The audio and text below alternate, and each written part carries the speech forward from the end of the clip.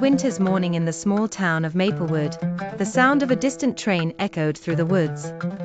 Young Clara, a curious girl of just 7 years old, bundled up in her woolen coat, scarf tightly wrapped around her neck, wandered along the snowy path leading away from her home.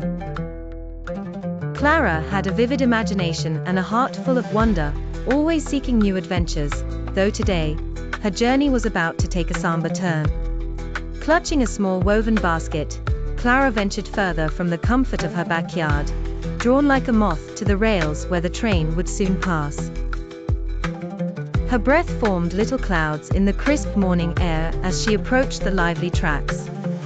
It was here, in the hush of the early light, that she found something unexpected by the side of the rail, a small calico cat, still and unmoving, its life sadly ended. The sight stopped Clara in her tracks.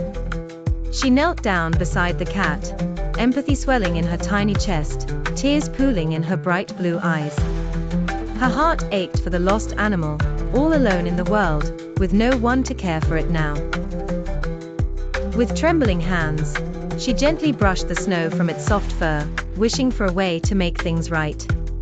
Clara remembered her mother talking about how everything in life had its own little ceremony, so she decided to give the cat a goodbye fitting for a friend. She carefully placed the cat into her basket.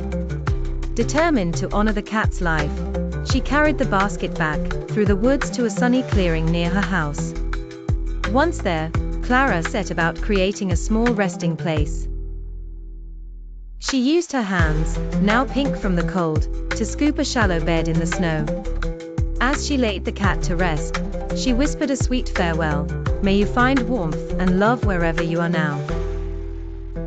Following this heartfelt moment, Clara placed a handful of wildflowers, gathered as she had walked, atop the snowy mound.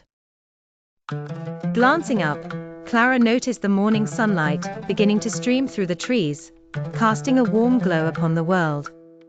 She sat quietly for a moment, her heart easing with the comfort of having done something kind. The far-off whistle of the train sounded again, but this time Clara turned back towards her house, knowing she'd found a new understanding of care and compassion in her little adventure. The small cat might have been a stranger, but in honoring it, Clara had learned the importance of love and remembrance even in the face of loss.